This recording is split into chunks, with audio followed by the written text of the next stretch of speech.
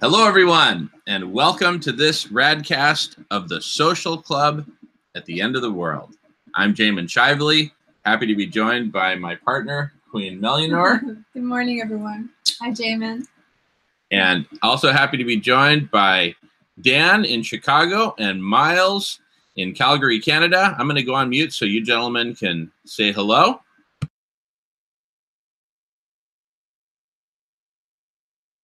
Hello from Calgary. Nice and sunny up here. After a couple of weeks ago, it was solid winter for almost 2 weeks. So I think it's due to the oscillations of the jet stream. But it's nice here right today. Glad to be here.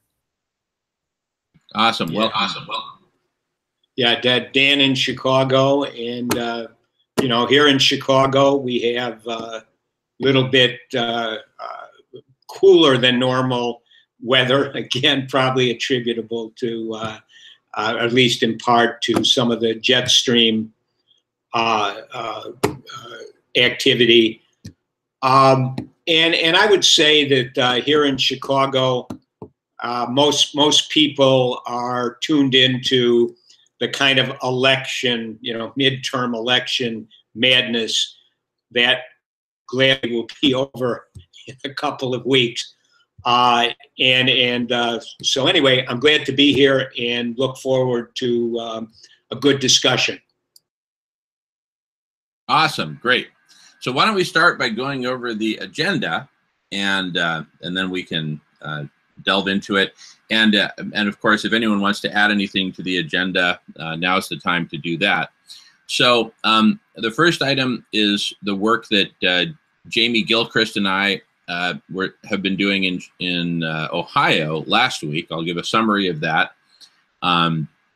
More than a summary, I'd like to actually read what we have submitted to the church and our strategy for going forward. Next is this new kind of hypothesis or model that we've been discussing in the last 24 hours, which I refer to as changing the dance. We refer to as changing the dance of humanity via a single phase transformation, which is really sort of a tight encapsulation of all the work we've been engaged in the last several years. And then the third topic will be the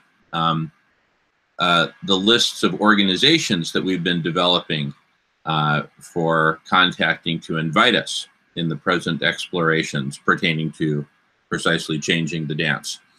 So anything anyone would like to add or subtract or multiply or divide to that agenda? I'll go on mute, and everyone's welcome to jump in.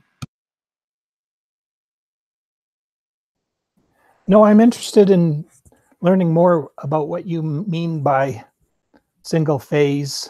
I think, did you also use the phrase step function?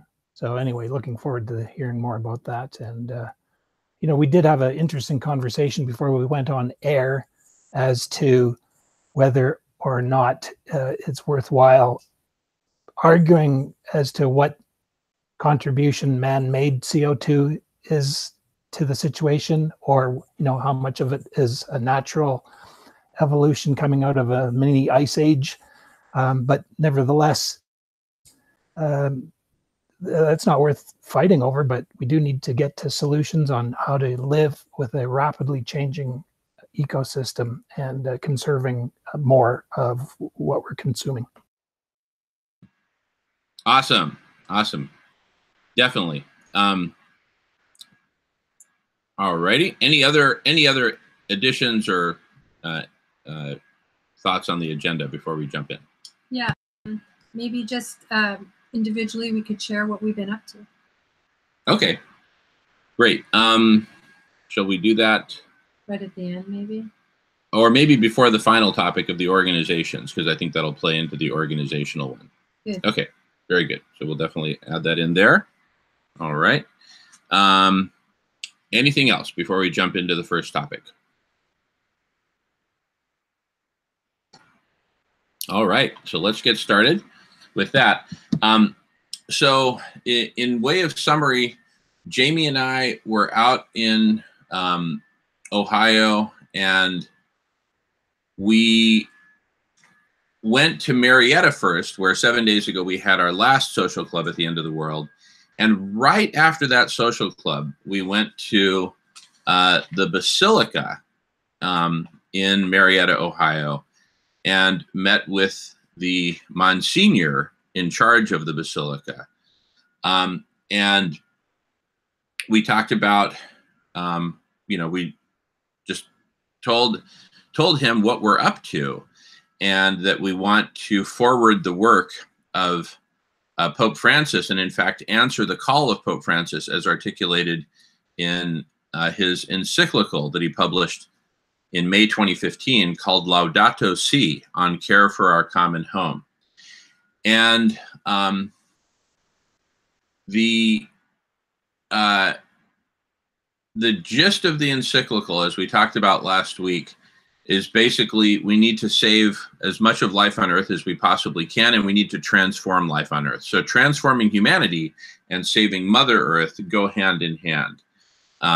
I should add saving humanity as well as part of the saving of life on Earth and the transformation of humanity. So it all goes together. It's totally holistic, really elevated and transformed, what Pope Francis has written in the encyclical. So we basically, our basic thesis has been and continues to be, Pope Francis put out this urgent call, and it's basically gone unanswered for 3.5 years, even within the Catholic Church. So based on that, the Monsignor then gave us guidance to reach out to the diocese in Cleveland, which has over 800,000 members. And so we reached out to the Vicar General, and through his administrative assistant, he reports directly to the bishop, Bishop Perez. And we called the very next day, and the administrative assistant asked that we send information via email. So we spent the next couple of days writing furiously, and I'd like to read to you all, actually screen share and read the proposal, the summary of the proposal that we then hand delivered on this last Friday to the main offices of the diocese, directed to the Vicar General. So I will put that up on the screen here. And okay, so it's on the screen right here. So I'll just start reading through. And if anyone has any questions or comments, please feel free to interject. It's about 5 pages, but it'll go pretty quickly. Summary of our proposal. Introduction. We have a proposed strategy and plan for accelerating the urgent work required to deliver on the vision of His Holiness Pope Francis, as articulated in his encyclical, Laudato Si, on care for our common home. The essence of our proposal is this.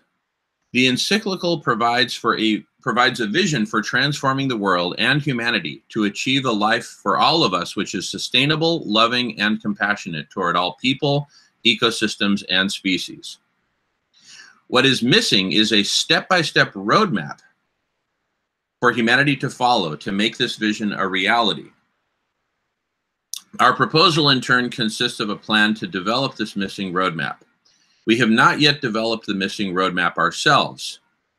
The roadmap we envision will be phenomenally complex, as it will contain specialized, interdependent roadmaps for each major sector of the economy, including not only the private sector, but also the government sector, the religious sector, the educational sector, healthcare, wildlife management, et cetera, et cetera. These specialized roadmaps, in turn, will be further broken down into detailed roadmaps for each industry, each government body, national, regional, local, each religion, and so on. There are 2 parts to our proposal, a low-tech part and a high-tech part. The low-tech part is by far the most important. Having said that, we believe the high-tech part can be a tremendous accelerator. We are not attached to the high-tech part being adopted. The low-tech part can be implemented on its own, and the high-tech part can either wait or be jettisoned completely. Context for our proposal. The efforts made to date to answer the call of His Holiness have been commendable. Notably, the United States Conference on Catholic Bishops have published an outstanding discussion guide, which we attached, and have promoted its adoption across the country. Unfortunately, the magnitude and scope and scale of the problems identified in the encyclical are such that they require a massive, sustained, and planet-wide effort on the part of all the faithful to achieve the results envisioned by Pope Francis. Laudato Si was published 3.5 years ago. In the meantime, the destruction of the life-supporting systems of our planet has not only continued. Welcome, Jason. I'm in the middle of reading a summary that we've presented to the Catholic Church in Ohio. The destruction of the life-supporting systems of our planet has not only continued, but accelerated. If present trends continue, this century may well witness extraordinary climate change and an unprecedented destruction of ecosystems with serious consequences for all of us. That's a direct quote from Pope Francis from his encyclical, Laudato Si.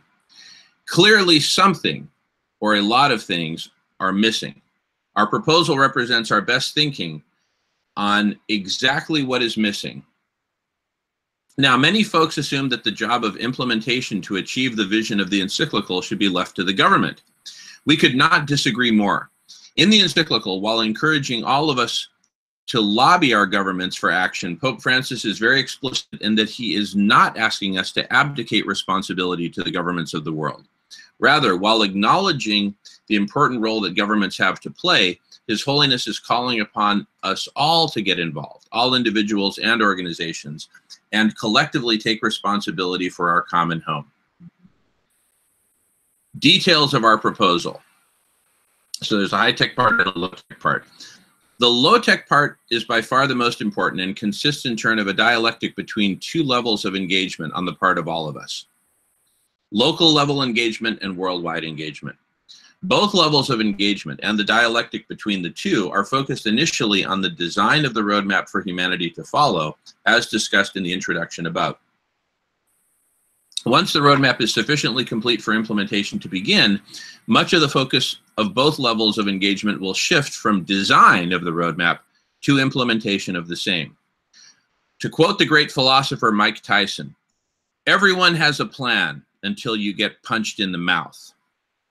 Accordingly, the roadmap will continuously be redesigned according to actual conditions in the ring of real-world reality. Local level engagement. Well, I just want to pause for a moment, see if anyone has any comments or questions before I forge ahead. So we're talking about building out a roadmap to achieve the vision articulated by Pope Francis in the encyclical, which is a beautiful vision, by the way. It's really an incredible document. Well, Go ahead, sweetie. I have a comment. I mean, what's coming to me is, when you talk about local and worldwide engagement, it's this micro and macro thing where each one of us are starting to engage in local activism projects. So whether they're meetups, artful activism, all these different things we are doing as individuals or small groups. And then in parallel to that is this worldwide or macro, the big picture, which is the platform. And then the bringing together, which we talked about at the meetup on Sunday here on Whidbey, was how to bring the individuals and the individual groups together, all these different coalitions together to a platform. So I think we're started that. Yeah. It's really exciting. Yeah. And we'll get more into that because there's a big update on that coming as well. Well, I'd like to congratulate you for emphasizing the low tech and putting that out front, because like Melissa has said, it's very important for everyone to become active. As I mentioned in previous broadcasts, Sheldon Woolen, American philosopher, died a couple of years ago. stated that passivity will be our downfall. So I'm not Roman Catholic, but everybody who shares the value that is Mother Earth, regardless of beliefs, we share this value of Mother Earth. And to get people active in every aspect of this initiative is so vital. And if the high tech follows, it'll be a tremendous asset, but we don't need to be waiting for it. Thank you. Great. Thank you, Miles. Absolutely. All right, I'll continue on with the reading. So local level engagement. At the local level, which could be parish by parish or city by city, there are two key things which need to happen. The encouragement and support of all the faithful to read, meditate on, and discuss the encyclical, which is the explicit invitation of Pope Francis, and the development of study groups, parish by parish, for example, which will meet regularly to discuss the encyclical. These study groups would initially be based on the discussion guide developed by the United States Conference of Catholic Bishops, who in turn have endorsed and reiterated the Pope's call to action at the grassroots level. Work of the study groups, led by local bishops and priests, would gradually evolve from understanding the encyclical and putting it into practice at the local level to include participation in the worldwide project to develop the roadmap for all of humanity to follow for achieving the grand vision of the encyclical, as discussed above and below. And then from local engagement to worldwide engagement.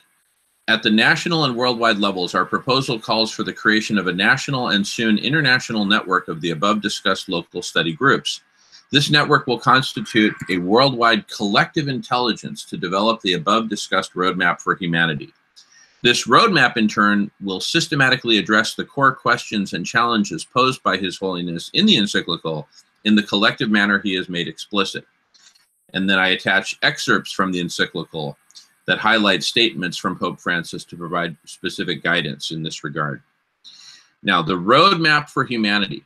One way to look at the concept, one way to break down the concept of the roadmap is to think of it as a series of interrelated and symbiotic solutions.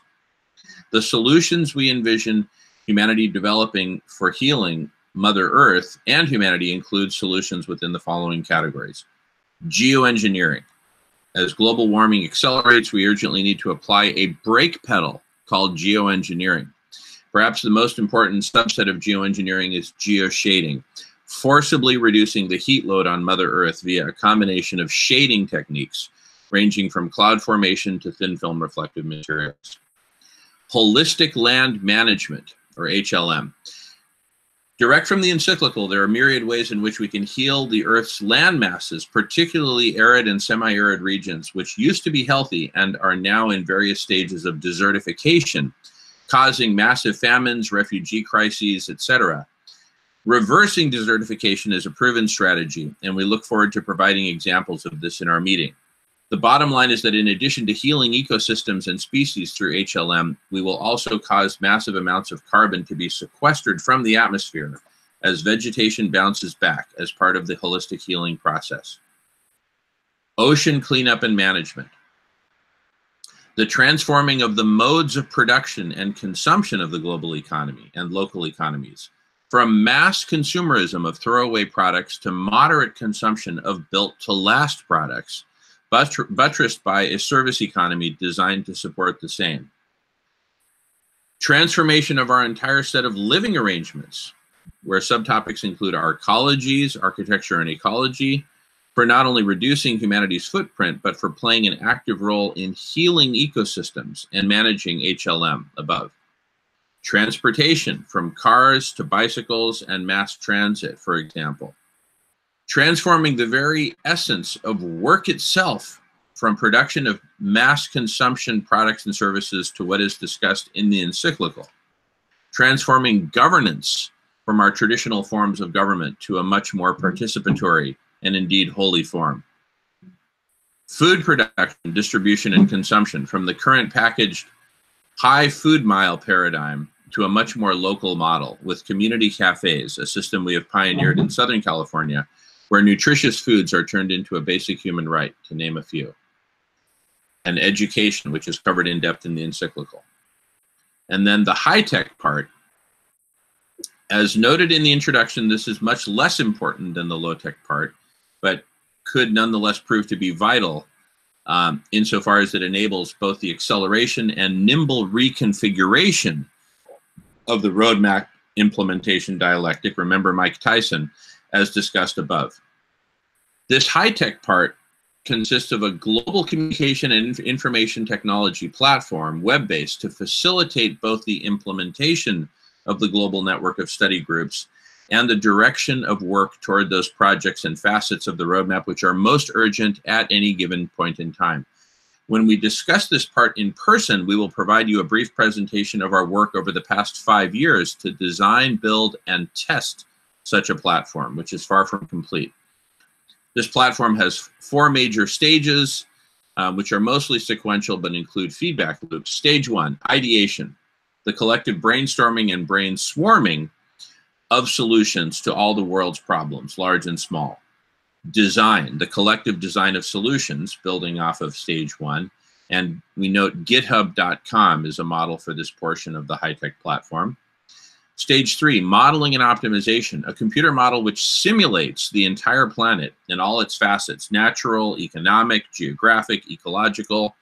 A baseline model will be continually updated to predict the most likely baseline trajectory of life on Earth.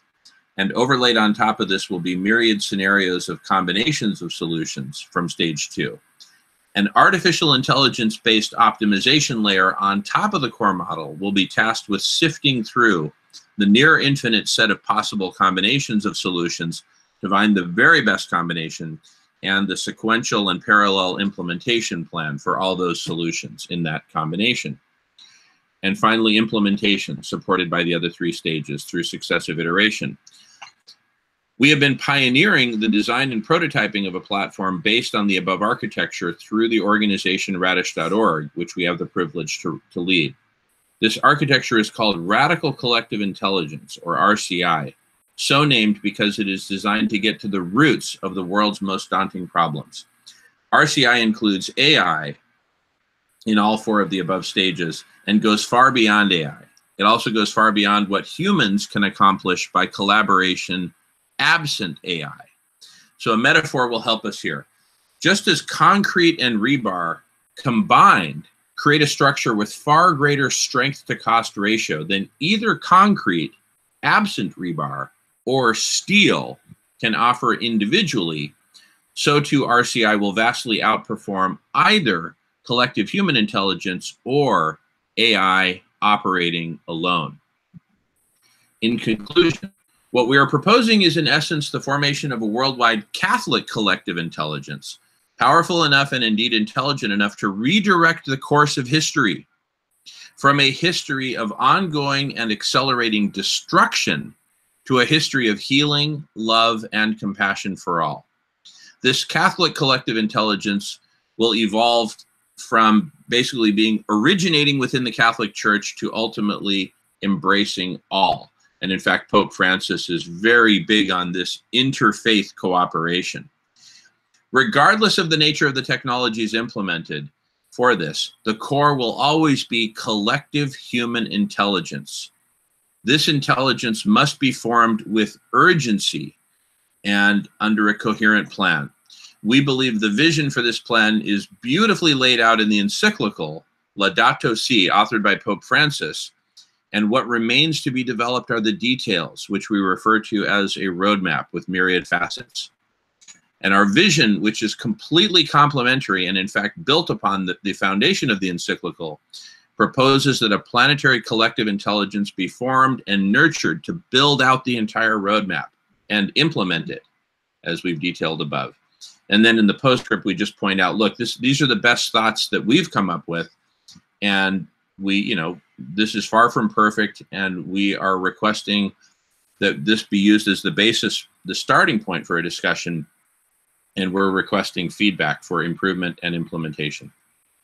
So thank you all for bearing with me as we read through that summary. Now I'll turn it over to the rest of you for questions, comments. But that's the basis of what we're proposing to the Catholic Church. And then after we talk about any questions or comments about that proposed plan, then I'll talk about our plan for actually running it up the flagpole, all the way up to the level of Pope Francis. Because, you know, and our plan for getting this to go worldwide and really actually get this implemented with huge support from Pope Francis for getting us to take it to the next level, actually implement this.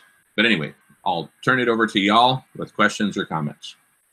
I have a comment and a question, but not expecting anyone to answer the question. And that is that Pope Francis and the Roman Catholic Church, the Vatican, have produced this amazing document. I've done a quick scan, quick read of it, and really impressed with how comprehensive it is and how direct. It doesn't mince any words. So kudos to Pope Francis and everyone who worked with him to produce that Laudato Si. My question would be, all right, other great faiths of the world, the Muslims, Islam, the other various versions of Christianity, Hindu, Buddhists, do they have anything like it, or are they working on it, or do they, you know, anyway, just a sort of a rhetorical question, but would be something to put into the mix as we identify those documents if they exist at other faiths. Thank you. Yeah, great question, Miles. That's a concrete question with a concrete answer.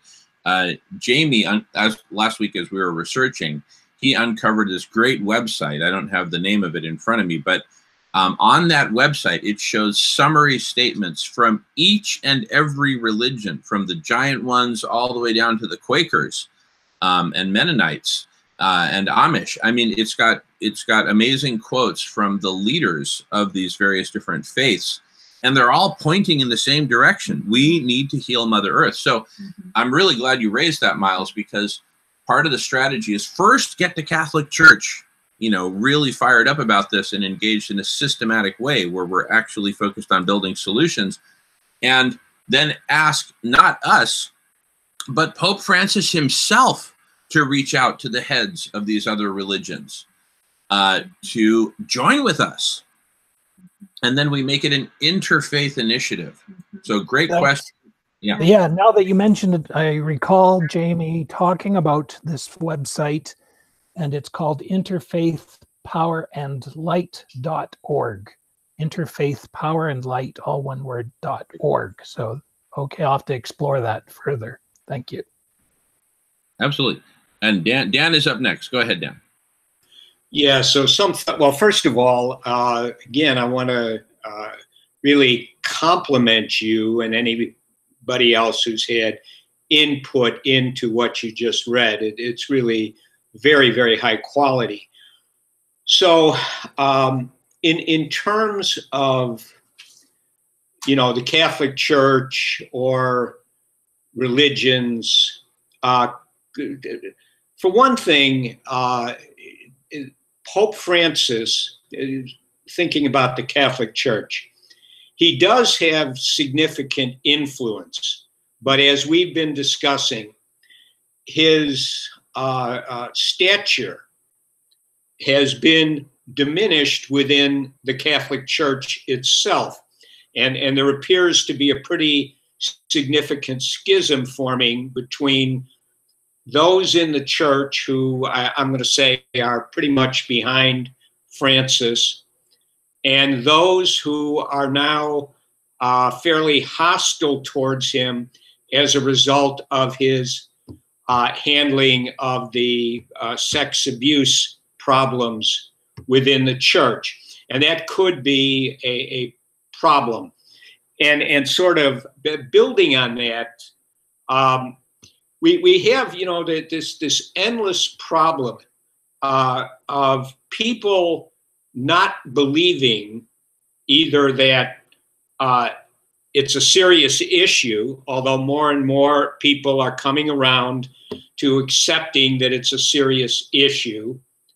And then there's the, ever problematic issue of the time frame. And that time frame is going to probably remain to be a serious constraint on a lot of things getting done. I just would, again, and when we're talking religions, and I get it that there's talk of, probably to some degree in all religions, there's some talk about we are one humanity, we all need to be together. But the very essence of a religion, including the big organized religions, Judaism, Christianity, Islam, and Hinduism, they are fundamentally tribal, and there's no getting away from that. And so it becomes, it's almost like, those who are not members of a particular tribe, depending on the circumstances, can be anything to sort of neutral organizations to enemies.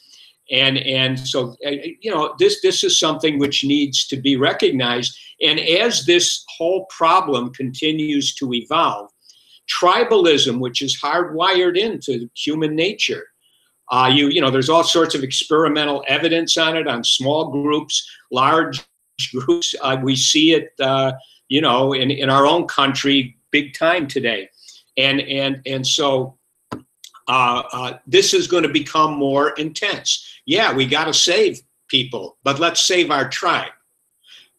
When you've got this caravan coming up out of Central America through Mexico to the border, and the American national tribe is basically seeing this as, this is an invasion, it needs to be stopped. And the people who are coming up are complaining about economic conditions, but yet there isn't any identification of what is causing the economic conditions and also the climate change conditions down in Central America, parts of South America, Mexico, where you can no longer have an ability to self-sustain.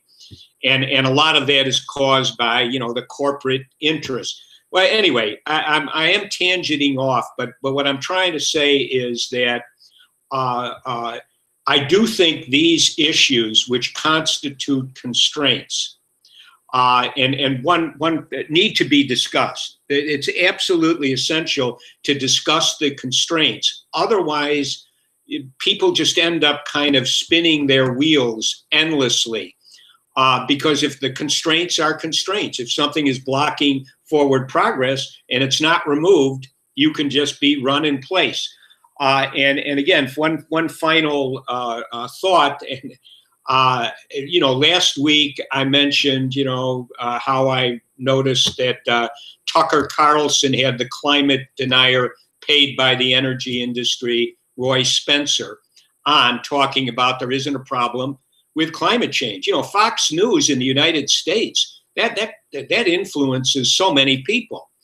And then I noticed, again, because I look at all these cable news networks every week. Some of it's hard for me to tolerate, but I noticed that on, this Mark Levin show, which is another Fox News program, he does this long interview with another climate denier who is from the Cato Institute. Yeah, who's from the Cato Institute, which is essentially a Koch brothers organization.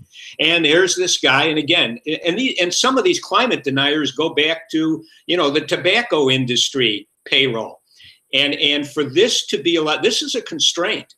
And you can ignore it, you can pretend it doesn't, it influences people. And when you have these paid shows going on these national TV shows, telling the population that watches that it's not really a problem, just relax and don't be moved.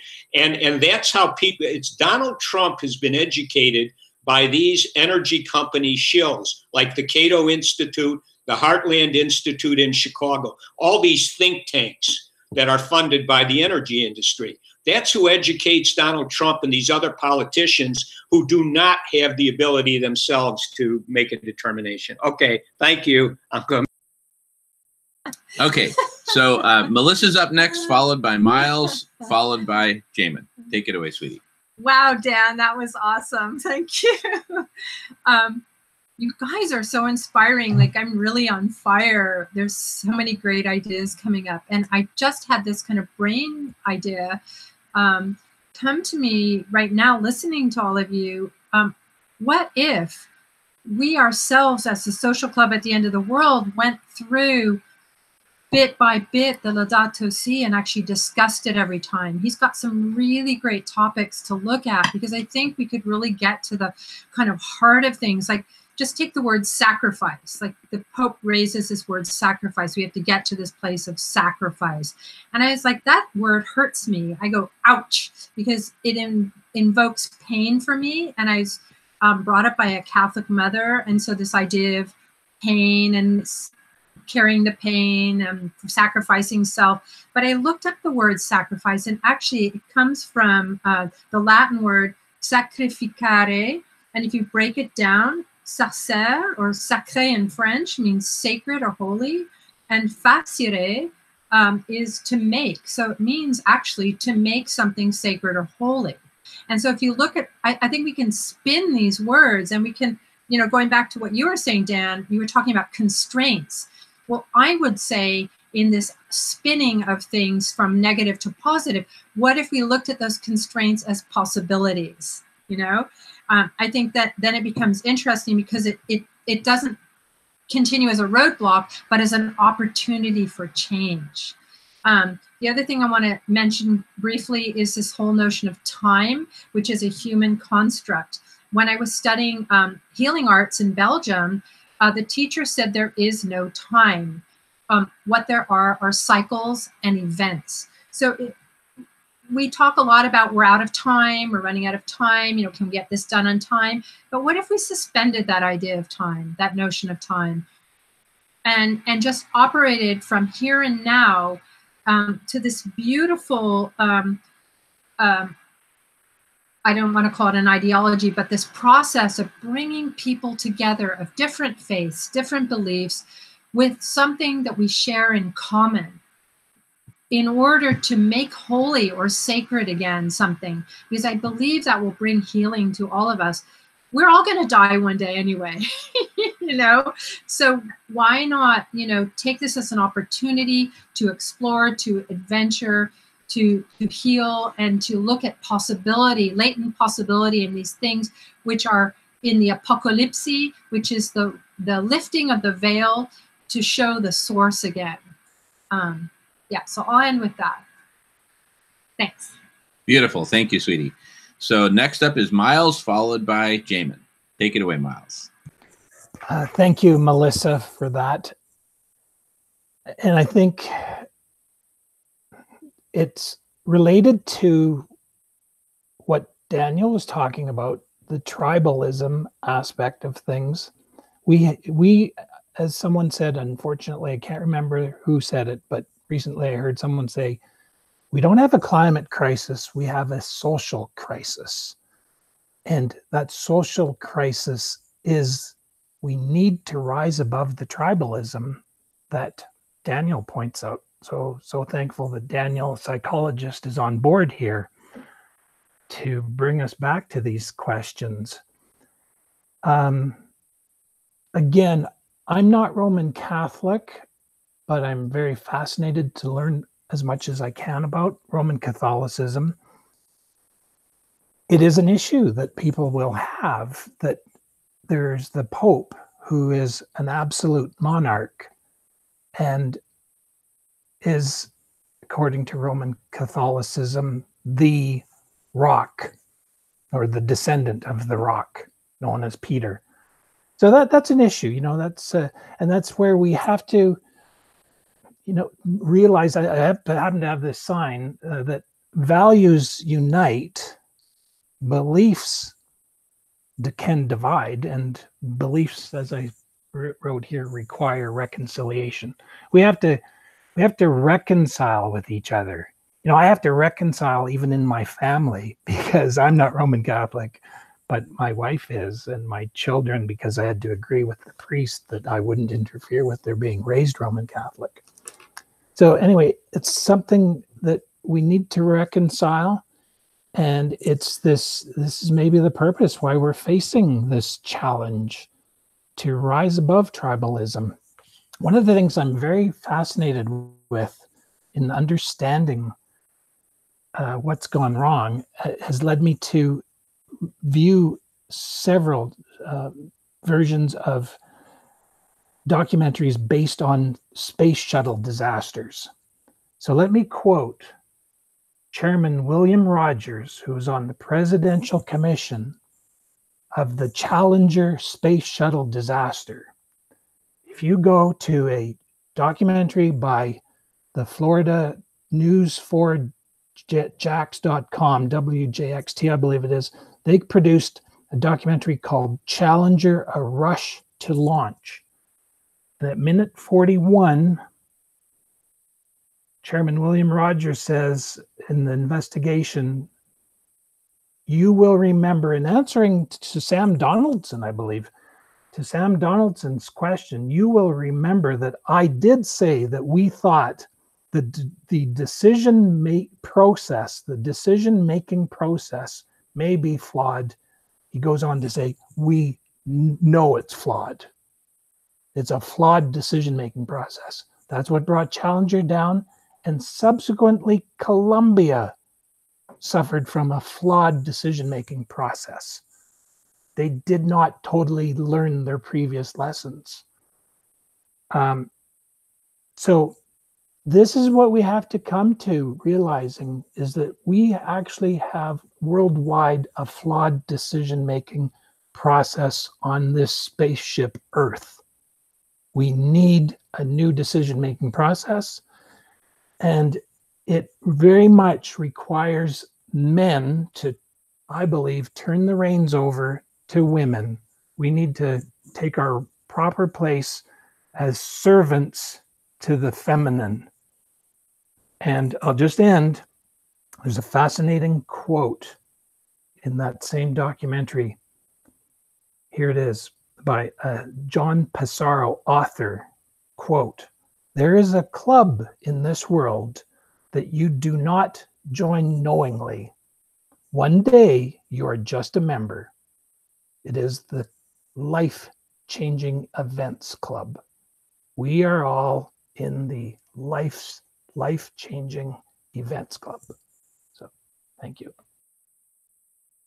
Great. Thank you, Miles. All righty. Well, you've all brought up some really good points. I want to comment on them roughly in order. Starting with Dan, 3 main points. 3 points Dan brought up that I want to comment on. The first is the sex abuse scandal within the Catholic Church. So that's something, obviously, Pope Francis inherited. Obviously, he didn't cause it, far from it. And that's really dominated the, Catholic news cycle.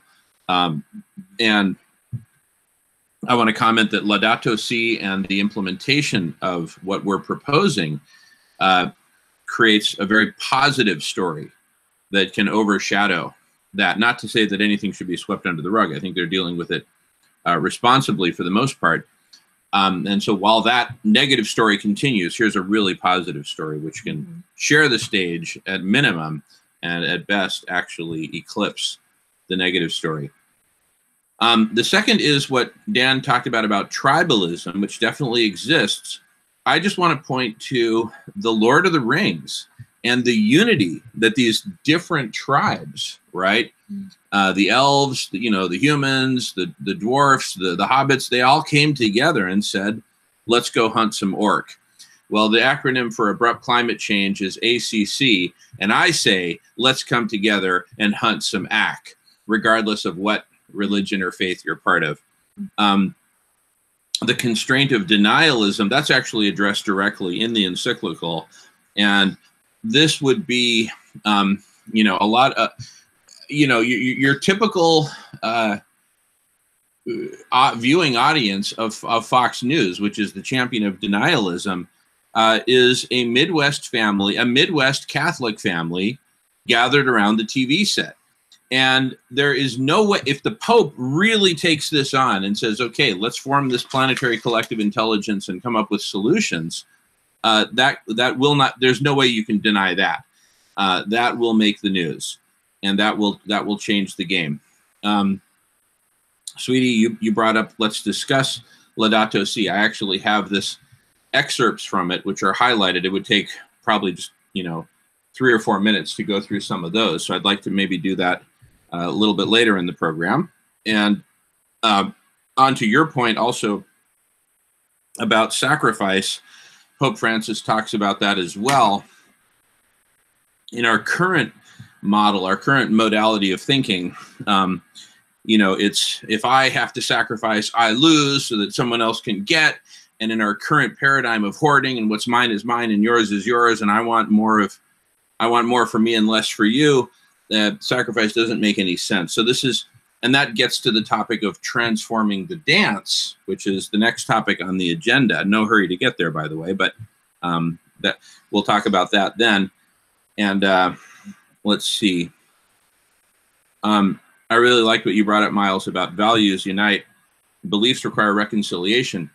And this gets to what you said, Melly, about let's find common ground, which I think is absolutely key.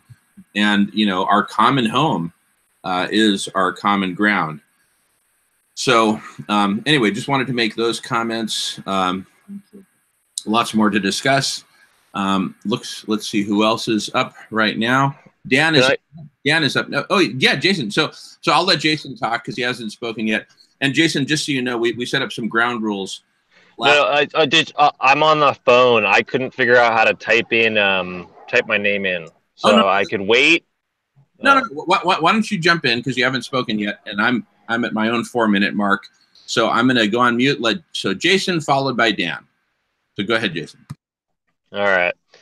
I totally good to see y'all. Talk to you. I totally agree with you, Jamin, and I agree with Dan. I get where Dan's coming from with the tribalism and that these people may never really get along, and you know, and I see it right now with people arguing about these 7,000 migrants from Honduras going north in Mexico. I mean, the internet is like catching on fire with this stuff, and you know, it seems like the conservatives are painting it as they're all paid. All 7,000 of these people are paid by George Soros to do this as you know, this is totally manufactured by who knows, George Soros and the left to make, you know, or who knows. And I think the left thinks that, you know, Donald Trump is doing this so that he can build his wall, you know, and it's like the whole thing really doesn't matter. So you're watching, I mean, it sucks for these people. I get that.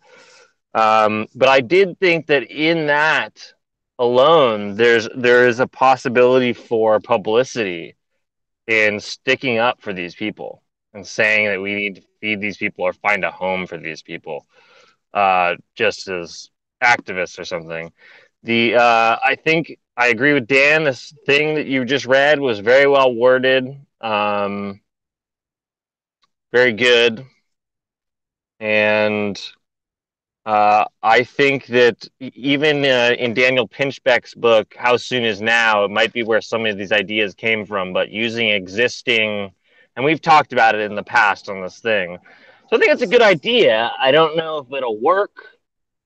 But I guess one thing I wanted to get to was that, you know, Dan always kind of talks about this tribalism that's going to happen. And you sort of talk about it, Dan, like we should be able to get humanity to somehow get on board with actually being a unit to really work together. And sometimes I see it and I don't know. I don't see that happening, unfortunately. I see the exact opposite. I see it splintering off into more pieces. And I'm not trying to be a, you know, a negative Nancy, but you know, I hope that this plan works. And in getting, you know, I think either reaching out to either corporate titans like billionaires or something, somewhere something maybe would fall in there. And also, I don't know if the religion one's a bad idea. I don't know if it's going to work. But I think everything you're saying in there, Jamin, sounds great if it would happen. And if it somehow it could materialize to get these different tribes of religions to work together as one to save the planet, that would be incredible. That would be awesome. That would be worth seeing. I'd love to see it. So I'll just say that. I don't know how practical it is. Sorry if I don't have any better input than that, but I hope that it works.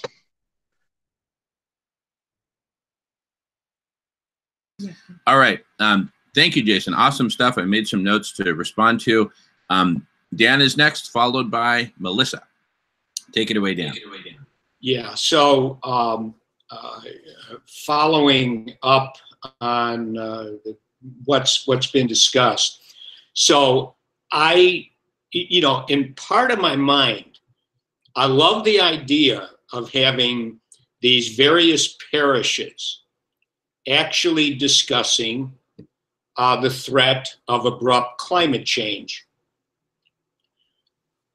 But here's again one of the issues that I think has to be. I mean, you know, some of us have gone to, probably maybe all of us have gone at various times to, you know, 350.org meetings, this kind of stuff. You know, I was participating in this climate change group, reading group that was at the Universalist Unitarian Church in Hyde Park in Chicago. And so the question really, I guess, to me is, what is the content? What is the basis of the discussion going to be? So, you know, the IPCC came out with its report. The United Nations IPCC came out with a report, and of course that's taken as, well, this is a big authority figure. It's not Guy McPherson or anybody like that. This is authority figure stuff. And what, you know, was kind of notable, and then, you know, Arctic News, Sam Carana, etc., those individuals, they went ahead and basically put out on the blog an explanation for why what the IPCC is putting out is at best misleading, and at worst really harmful propaganda. And so, you know, in particular, you know, this business of where you take, you get rid of the 1750 baseline, which I believe was used at the Paris conference, you know, which set up, you know, this, we can't exceed this temperature kind of thing. And then you go ahead and in this recent authority figure report, they go ahead and they take an average of the years between 1850 and 1900. Well, what kind of science is that? You know, it's not science at all. You can't shift, you know, if you've made plans based on one baseline, and then you're, oh, well, we'll throw that out because we don't like what the implications of that are. And you know, the other thing is that, you know, apparently, as pointed out in the Arctic News blog, the model that was used, you know, the high-tech model, did not take into account exponential change, which is a function of all of these positive feedback loops. So what is that? You know, it's just, it's worthless at best, really. And at worst, what it does is it disarms people mentally, cognitively, to be able to really go forward. So yes, you know, theoretically, I really do. I love the idea of, you know, you just imagining in each parish in the city, you know, in the city of Chicago, people coming together to talk about it.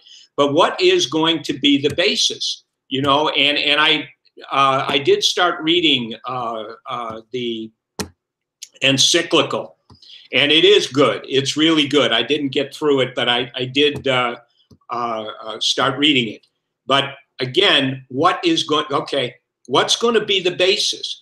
Are we going to be talking about exponential climate change, or are we going to be talking about some linear model which gives you all sorts of time to discuss and persuade people? And I think so, you know, these are just some of the things which I think are really important. And even to have people raise their hand and say, I'm in, this is great. If they are being misled, if we allow people to continue to be misled as to what is really going on, it can really be undermined. And I think it should be addressed right from the get-go. Okay, I'm done. Great, thank you, Dan. Melissa's next, followed by Jamin. Great points, Dan, as always. So, Jamin, I just wanted to say, just going back to what your comment about the Laudato Si and us sharing or discussing topics, actually what I was proposing is that every week when we have the social club at the end of the world, that we take a quote, one paragraph, and we explore that together as a group, because I think that could shed light for others on these these areas of which a word could prompt, like sacrifice, for example. So we could explore that. So I just wanted to say that. And that's just a suggestion. The other, I just wanted to come back to this notion of tribalism, because having spent 14 years with the Haida, Tlingit, and Tsimshian people here in the Northwest, carving canoes with the Haida for that time, and being adopted into their tribe with my daughter, my understanding of Native American tribes is very different from the white man's word of tribal and tribalism. So although Native American tribes didn't always get along, but they do share a common ground, which is Mother Earth and this understanding of the sacred. So I'm wondering, how do we in the non-Native American culture bring all tribes together around this common ground of Mother Earth? That's one thing. The other thing I wanted to mention that I've seen within Northwest coastal Native American tribes, and actually I think it's happening nationwide, I don't know about Canada, but I suspect also in Canada, is because they've been through and are still going through to a great extent genocide, prejudice, and being downtrodden and hopeless and hungry and poor, just materially, not spiritually, of course. What that has done, ironically, is it's brought the tribes together as more and more as one tribe. So in this area, the Muckleshoot and the Duwamish don't necessarily get along. There's arguing over property, whose property is, you know, because the land's been taken away.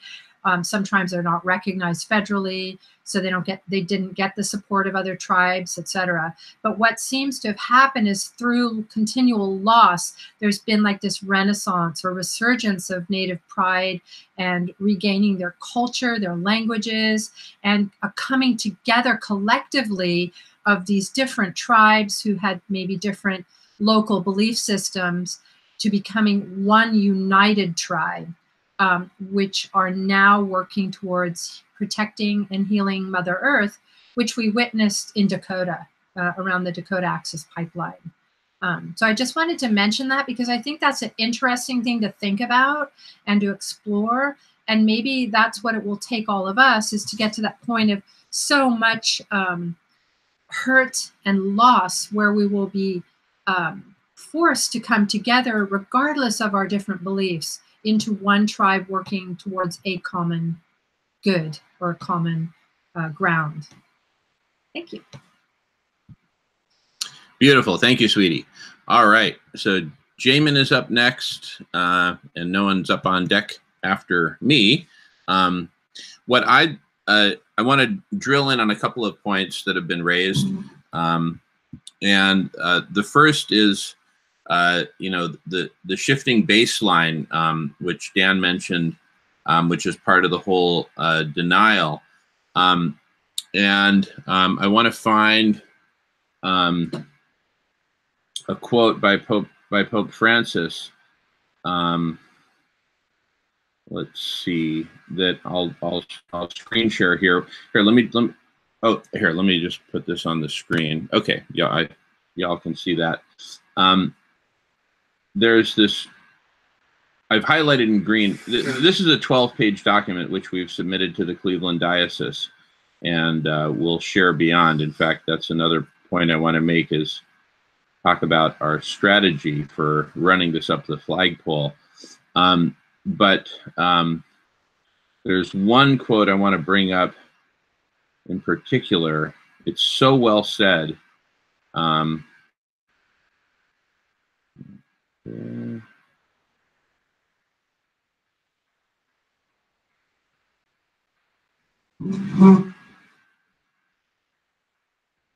Just bear with me. Wait a second. Where did that go? Well, it's just, I mean, it's, I'll find it.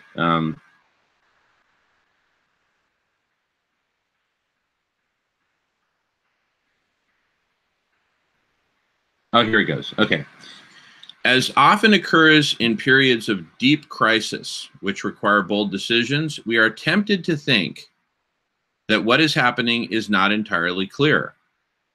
Such evasiveness serves as a license to carrying on with our present lifestyles and models of production and consumptions. This is the way human beings contrive to feed their self-destructive vices, trying not to see them, trying not to acknowledge them, delaying the important decisions, and pretending that nothing will happen. We're pretending that what is happening is not entirely clear. Well, it could, and this is part of the whole, you know, misinformation about, well, is it caused by humans? Is it caused by nature? Blah, blah, blah, blah, blah, blah. We don't know. We don't know. You know, it's time for Pope Francis to blow a big whistle. And what we're envisioning, once we've run it up the flagpole, and we still have yet to talk about that, how we're going to do that. But blow a big whistle by doing a press conference in the Vatican, followed by a world tour, you know, the Pope Mobile and all that. He can definitely pull that off. And we say, look, it's happening. Here's the data, you know, published on this website are all the key facts. Denialism is killing us, literally killing us. It is a crime.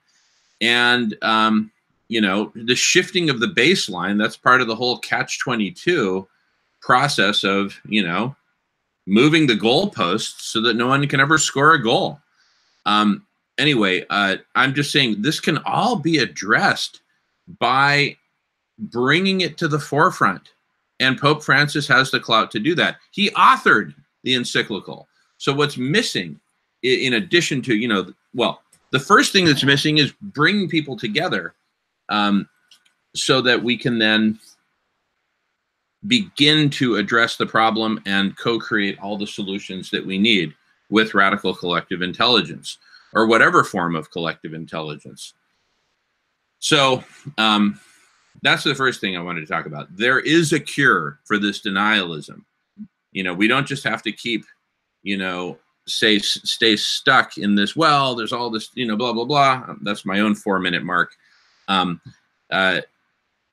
We can cure it by mass media, mass news coverage, really bringing it to the forefront. So I want to talk more about the Laudato Si, and then I want to get to the topic of transforming the dance. But I'm going to pause myself, let other folks talk. I don't think anyone else is queued up, so feel free to queue yourself up. And if you don't, I'll queue myself up. So, but going on mute in the meantime.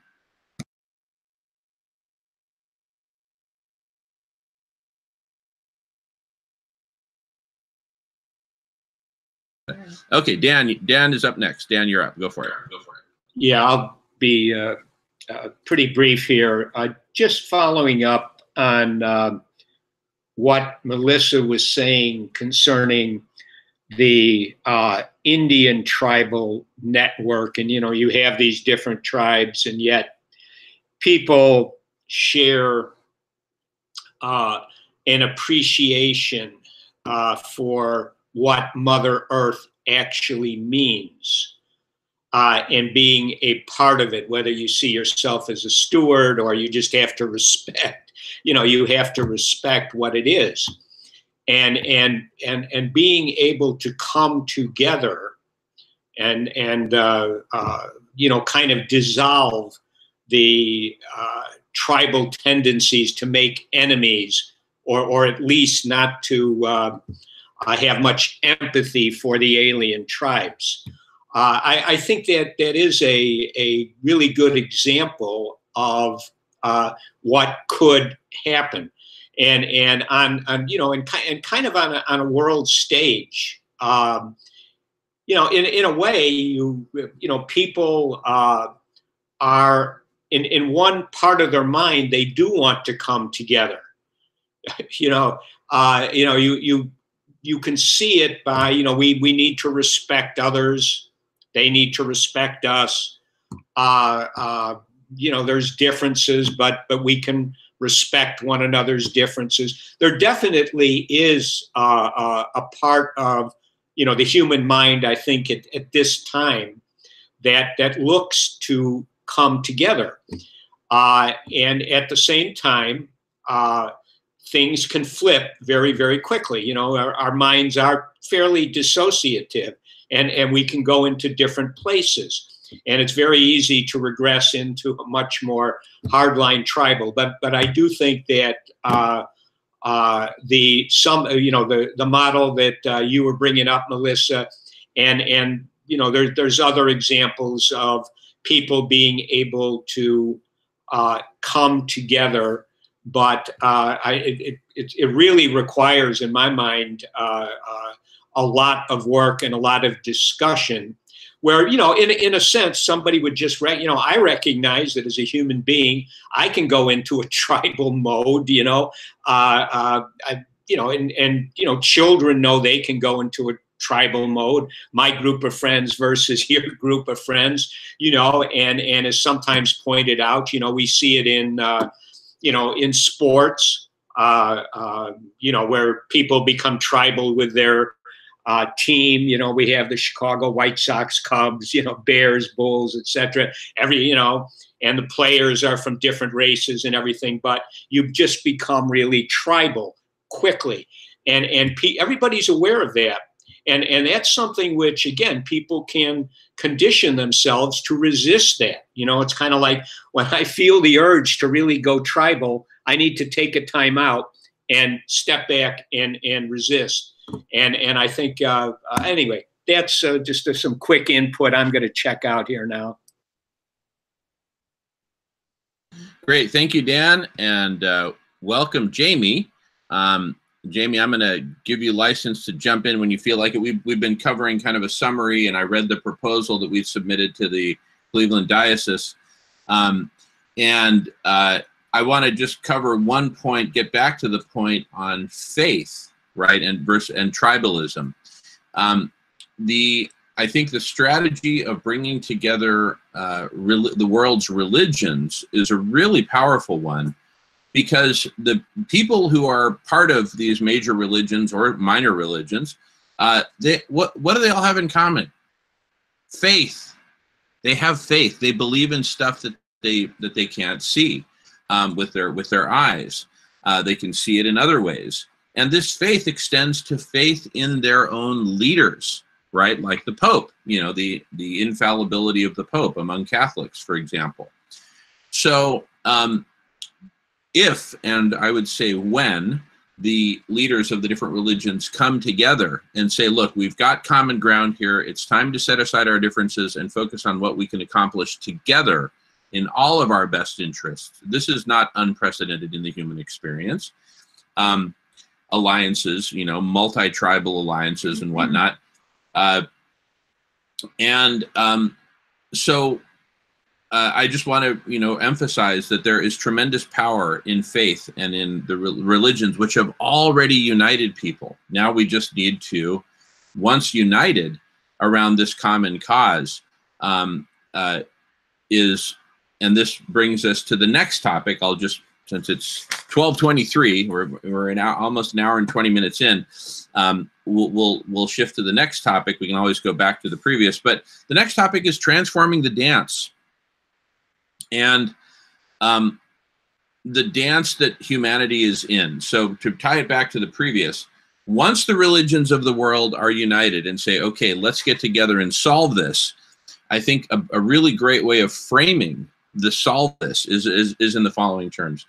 We're presently in all of humanity, from the richest to the poorest and everyone in between, regardless of faith, we're all dancing a current dance, the current dance. And I'm going to call that dance under the acronym HIS, H-I-S. And that stands for hoarding, individualism, and separation.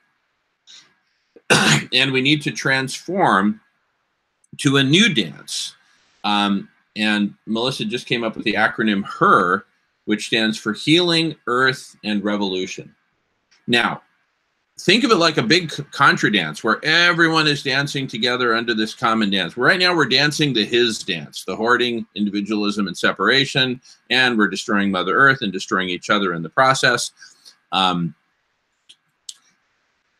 big vision with the transformation of the dance paradigm is unite all humanity, led by the religious leaders, who all come together and say, okay, let's collectively, using our collective intelligence, first design the new dance. Before we ask anyone to change what they're dancing, let's design the new dance so that we can all transform and shift to the new dance essentially simultaneously.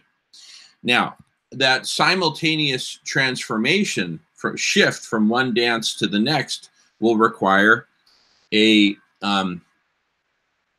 transition plan and a transition process, which in my mind is actually quite a bit more complex than the task of designing the new dance. Designing the HER dance, that's my own 4-minute warning. Designing the HER dance, I think, is, relatively straightforward.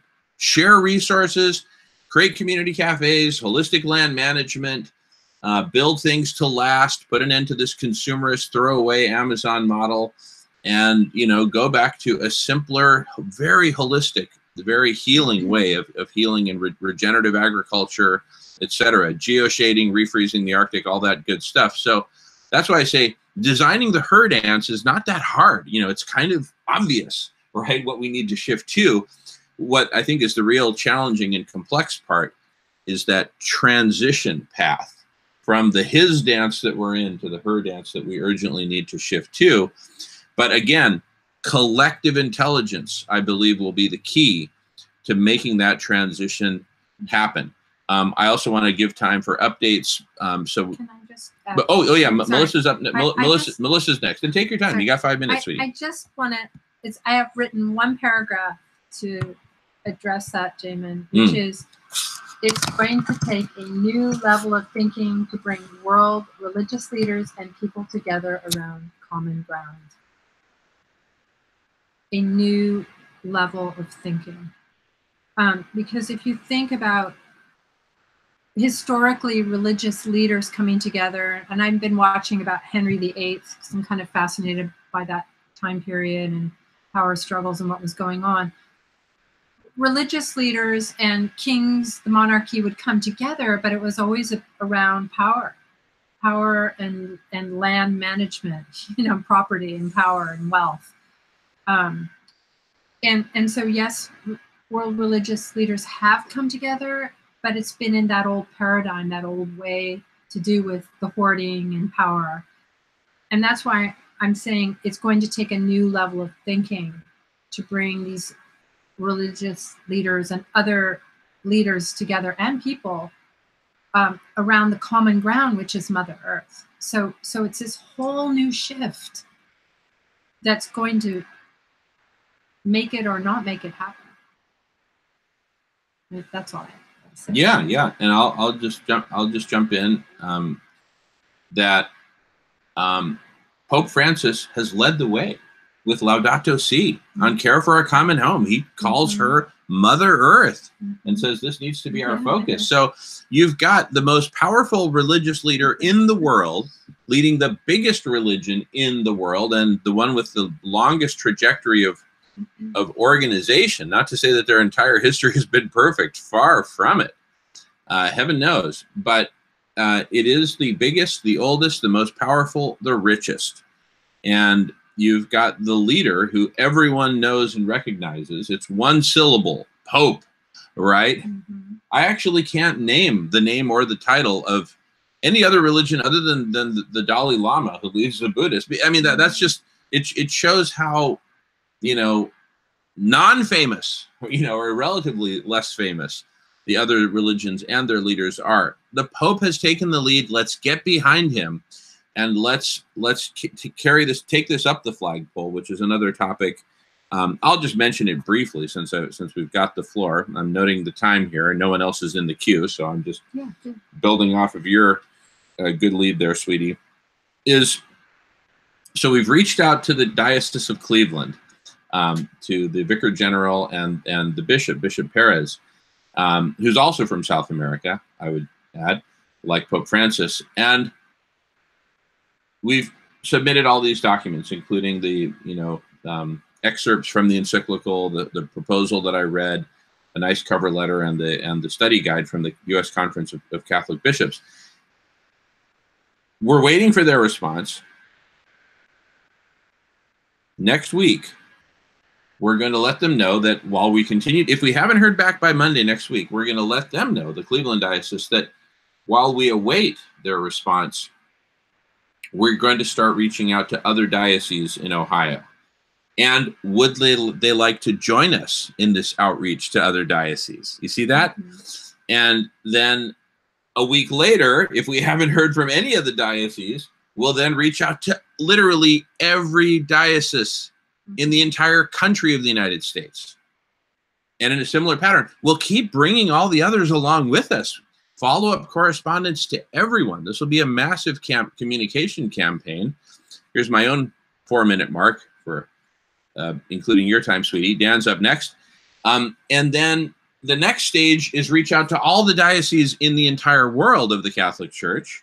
So from Cleveland to Ohio to the United States to the whole world, right? And then finally the Vatican itself, and say, hey, look, we've reached out to every diocese. Can we get some traction on this? Can we get some air cover?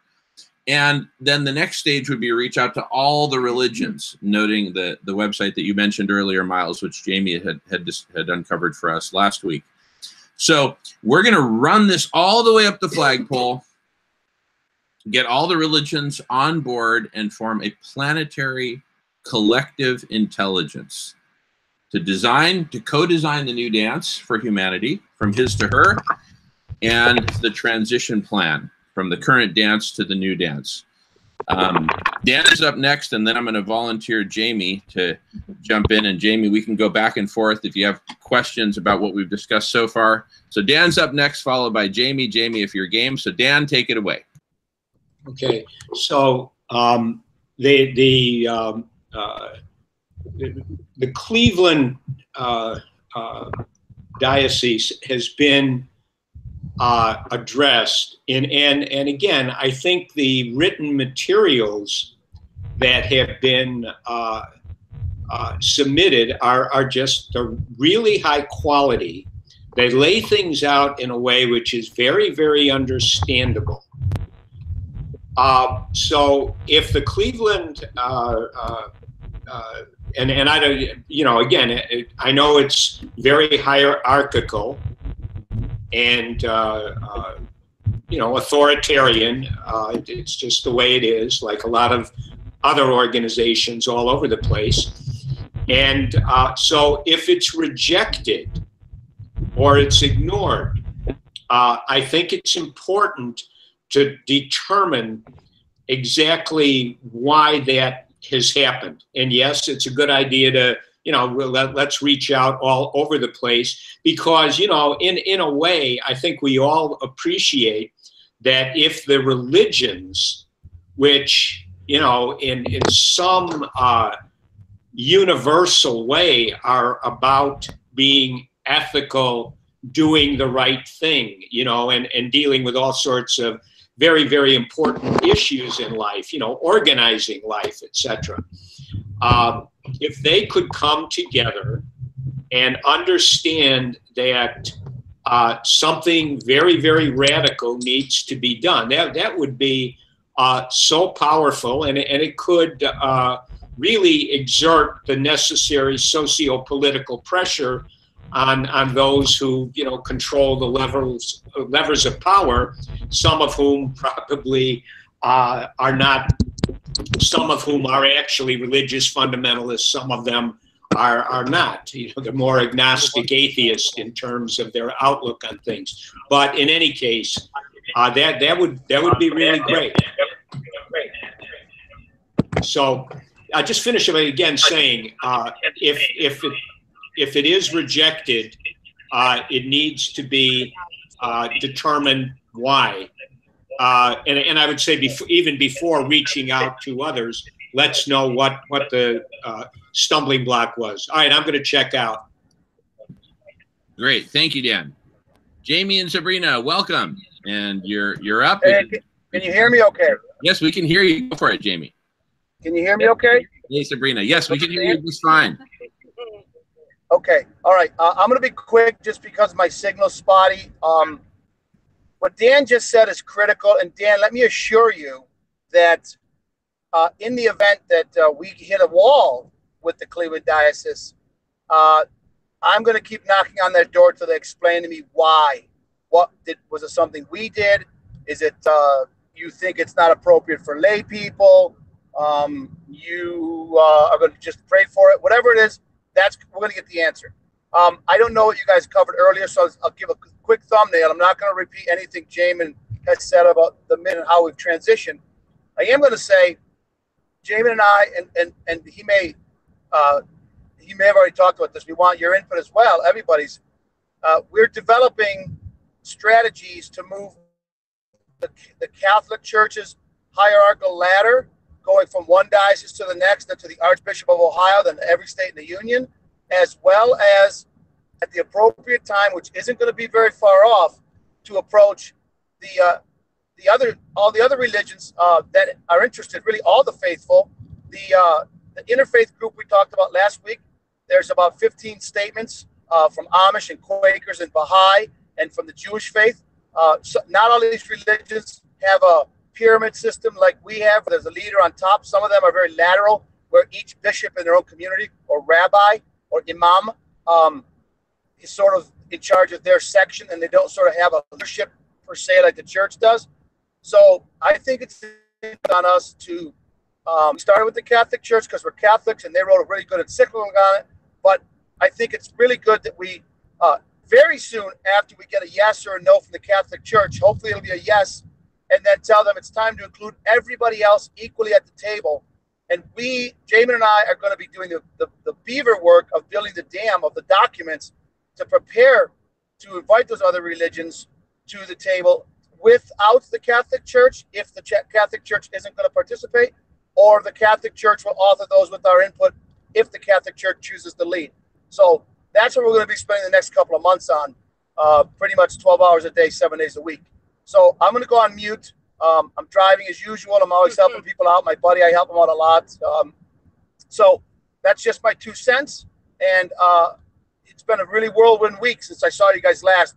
The time we checked out of the meeting last week, we literally walked to the parking lot, and I'd gotten a call from the Monsignor in Marietta, Ohio. And that's where we took our first swing, bite at the apple. And we've been going whole hog since then till last Friday. And now it's day 2 that the Catholic Diocese has the request for participation, a proposal, if you will. And, you know, they're going to need some time to think about it. They've got other topics that they're trying to clean up that are pretty significant.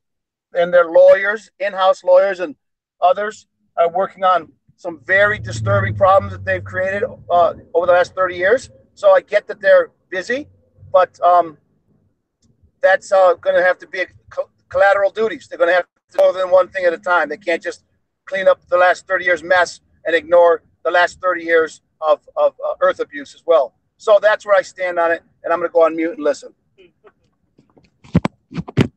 Great, thank you, Jamie. And Melissa's up next. Take it away.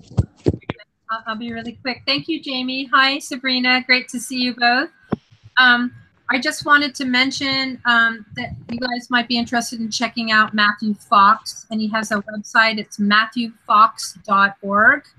And he, interestingly enough, has been called a maverick, a rebel, and by some a heretic. He was in the order and was disrobed for writing Original Blessing. His quest is for a viable spirituality.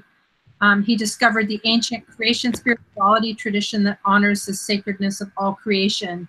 And if you open up his website, it says creation spirituality, reawakening mysticism, protecting Mother Earth.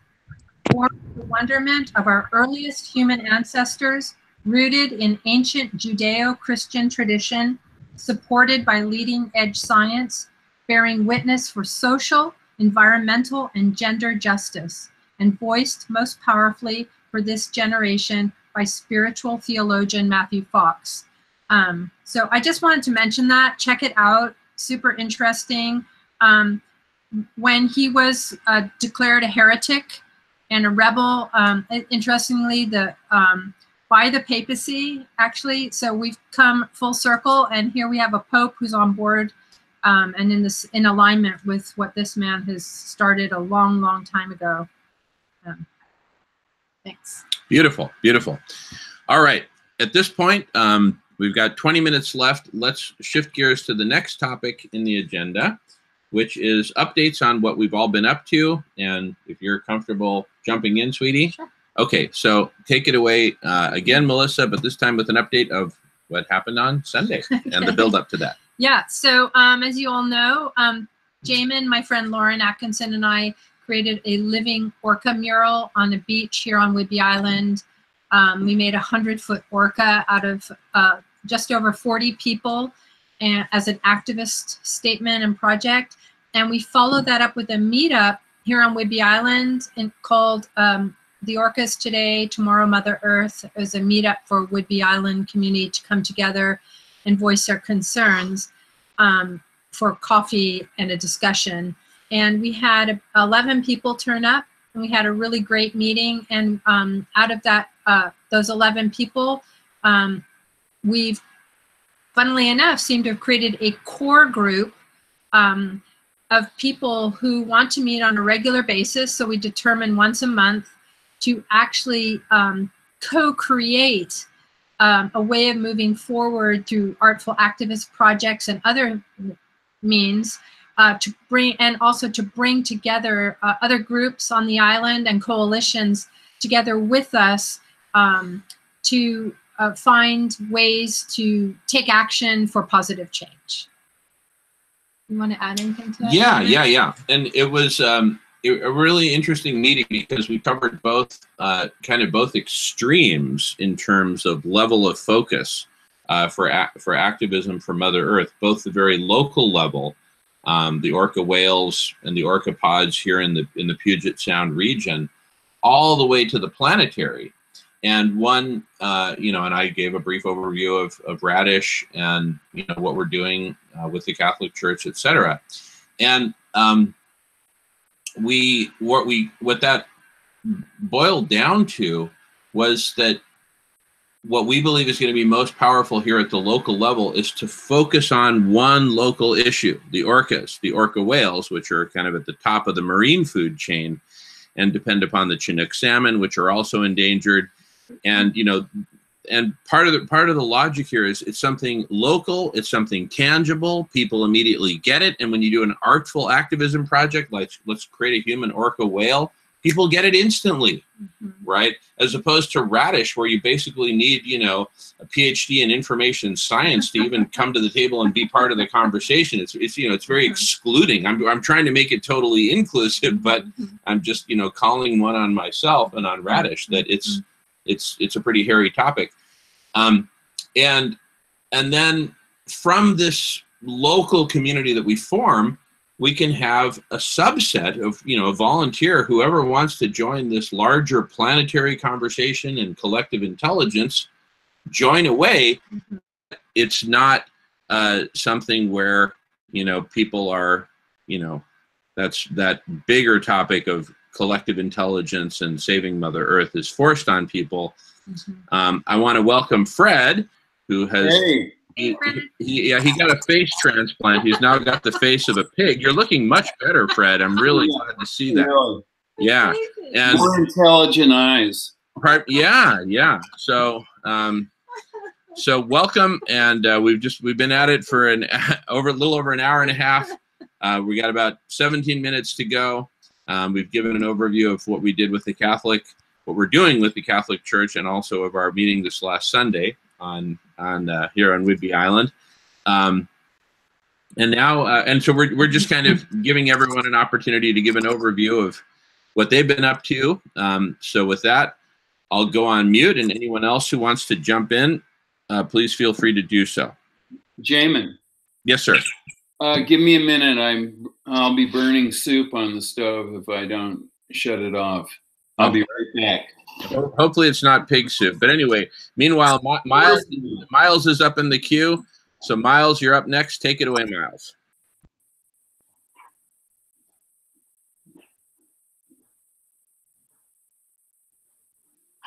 And you're on mute, Miles. So go ahead and unmute and take it away, Miles. Okay, sorry about that. So locally, what is happening here in Calgary is something I believe I can leverage for to create interest, and that is there's going to be a plebiscite November 13th as to whether or not Calgary will host the 2026 Winter Olympics. And my plan is not to take sides, but to actually ask people if this is the decision making that they want, or if we're going to go ahead with this, what else needs to be considered, such as ecological economics, like what you just talked about, the moving from the his to the her. So in other words, I'm not going to protest spending $5 billion to have Winter Olympics when who knows whether there'll be snow or not, but actually to leverage it to this cause and to get people thinking, like, is this really a priority? Or if we are going to do it, let's do it differently, right? And it affects everybody because the whole world supposedly will be sending Olympians to this event. We are the only one of two cities left in competition. So hope to leverage that. The other question for you, Jamin, and I know you have some background in this, in Canada last week, we legalized marijuana. And I was just wondering if you could talk just briefly as to what you think the carbon sequestering potential of hemp is. So that's it for me. Thanks. Okay, great. Hey, Fred, feel free to jump in when you're ready. But in the meantime, please go on mute because we can hear a lot of noise from the cook. Oh, I'm sorry. Okay, mute. Your pig skin soup there in the background. Anyway, so Miles, let me respond to both the things you brought up because I think there's very important symbolic potential in both. One is the Calgary Winter Olympics. What's interesting is Calgary and one other city are left in the race. I wonder how much of that is because those are the only two places where there's any snow at all in the winter left. And one way to symbolically address that would be to have like a big sign out there that says, support Calgary for the Summer Olympics. Have winter, but then winter crossed out and put Summer Olympics, December or January, 2026, because there ain't going to be no more snow and the rest of the world's going to be on fire. So it'll be a great time, place, and time for Summer Olympics, Calgary 2026. And then the other important symbolic thing is hemp. I say symbolic because it's, hemp has actually sequesters, as a crop, it sequesters more carbon per acre than any other crop. It also notably as different from cotton, cotton is the biggest consumer and offender by far in terms of use of pesticides and herbicides, fungicide. I mean, it's the biggie by like a long shot.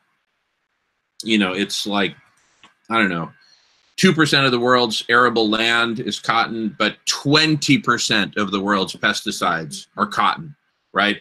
Hemp notably does not use any pesticides and sequesters more carbon, uses less water, and it actually returns nutrients to the soil, as opposed to cotton, which famously depletes nutrients from the soil. So amen, hallelujah to hemp. And I've got a lot more to say about that. In fact, the very first brand. I'll just interject. One last thing is, I invite you, I will host you if you want to come to Calgary to talk towards radical collective intelligence. And if you want to talk to the potential for hemp to sequester carbon, because these are two issues. One of the things, again, I mentioned in an email to you, in Canada, we have a multi-party system. We had an emergency debate on climate change. We have a new Democratic Party who called for this emergency debate. We have a Green Party member in our parliament. So we do have maybe more of a potential for you to find support for the technology.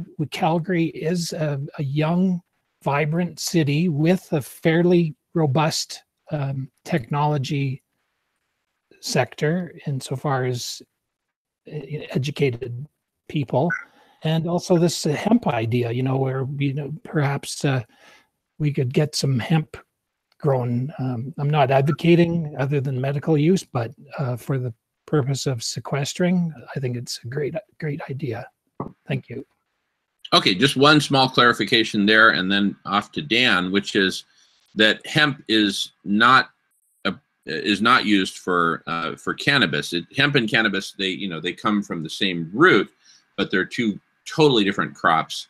Hemp is mainly produced for fiber, for clothing, and other textiles, and also for food, as a food source. When we go to Costco and buy these big bags of hemp seeds, they're made in Canada. They're grown in Canada. So Canada is a major hemp producer, as is China. And thank you so much for the invitation, Miles. That's very generous of you. And let's talk further about that, because yeah, I agree. Canada has tremendous potential and is a lot more open-minded, a lot better culture than America's consumer hoarding culture of separation, two-party system, which is really a one-party system with two different sides of the coin. So lots to follow up on there. Next up is Dan. Fred, whenever you're ready, just let us know, either by typing in your name or snorting into the microphone. And meanwhile, take it away, Dan. Yeah, that's definitely a pig. Yeah, so this will be my last input. And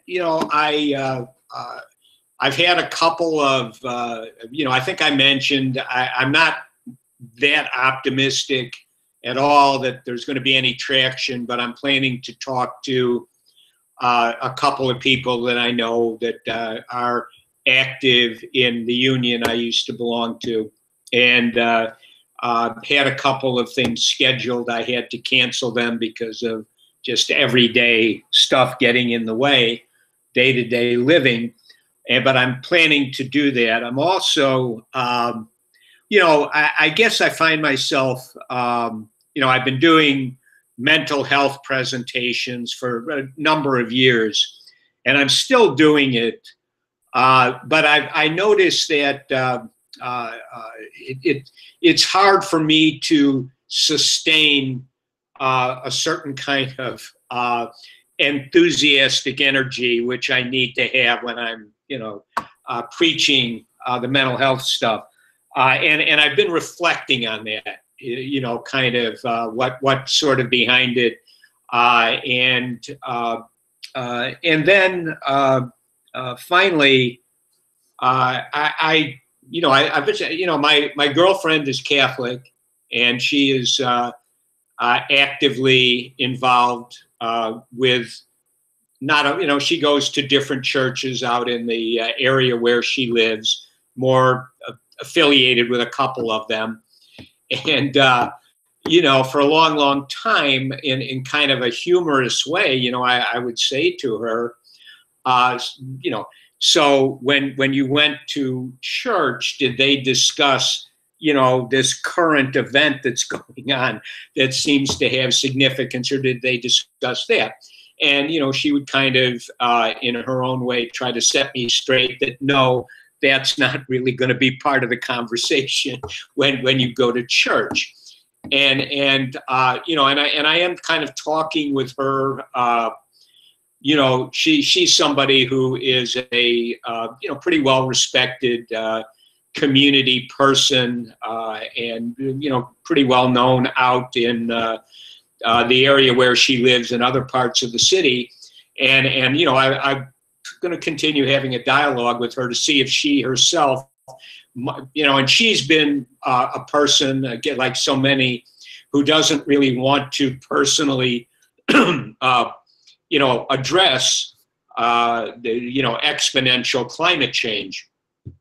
And, but I'm going to see if, she could be maybe persuaded to, step across the line and maybe see if something could be organized in the various parishes out on the southeast side of the city. And I also think, with these union reps, stewards, that also there may be a possibility of engaging their churches, which aren't Catholic, to see again if this is something which could be integrated, because it just seems these religious organizations, they're so well established. There's people feel, this is my community, I'm going to go there. They like, it has all those possibilities. So I'm going to continue working in that way. And the final thing, again,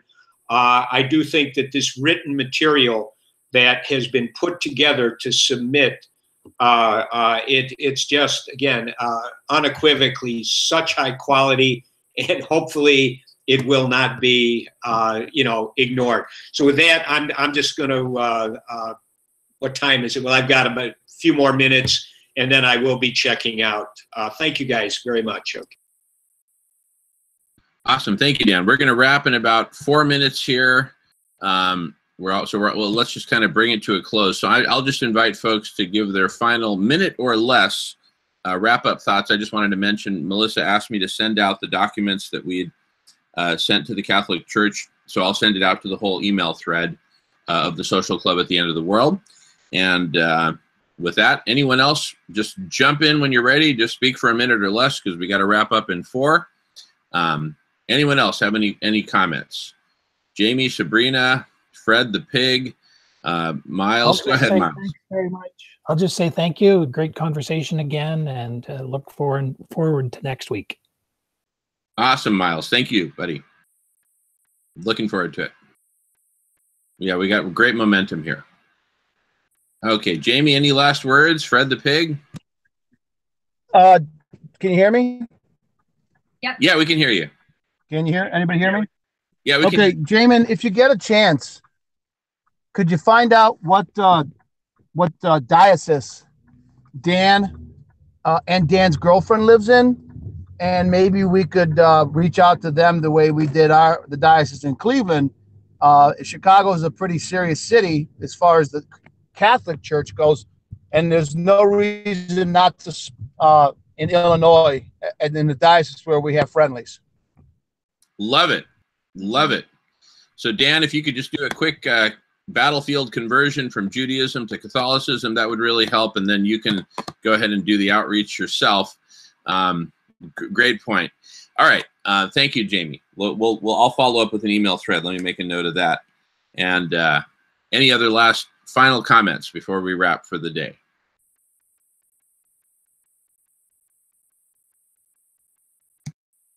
I don't know what happened to Fred. He must have a big mouthful of pigskin soup in his mouth or something like that. All right. Okay. Can you hear me now? We can hear you, Fred. Take it away.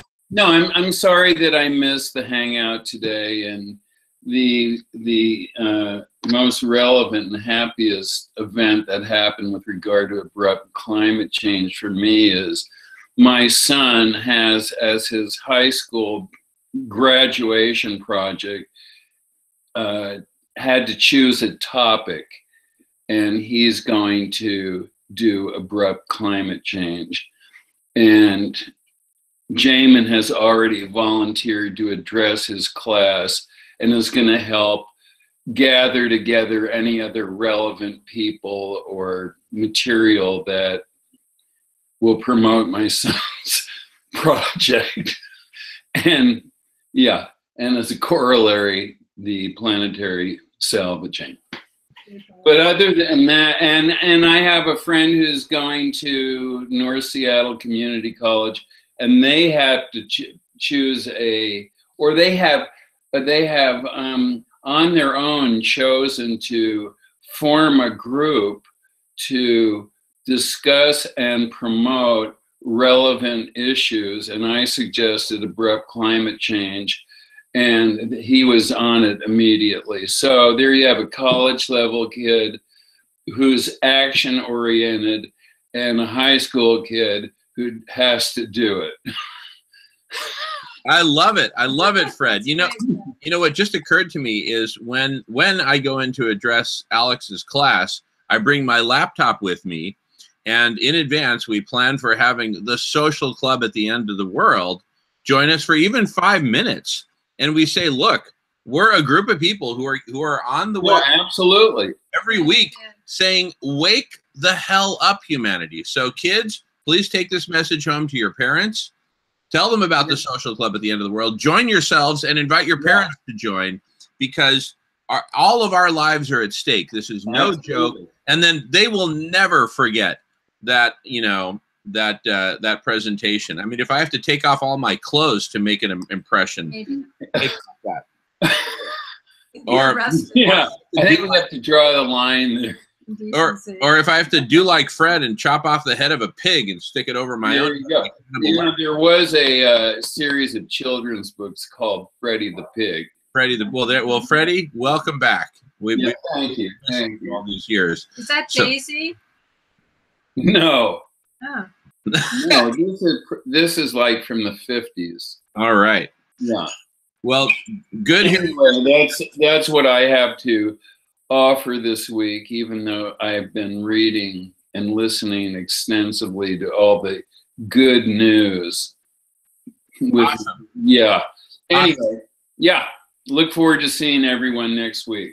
All right. And Fred, since you had an abbreviated comment there at the end, I'll direct everyone to Snorts and Grunts from Fred the Pig .pig on the web for more. All right. So we look forward to seeing everyone next week. Look out for emails for follow-ups. And thank you, everyone. And thank you, everyone, for watching and participating in the social club at the end of the world. Adios. Hasta luego. See you soon, everyone. Bye for now.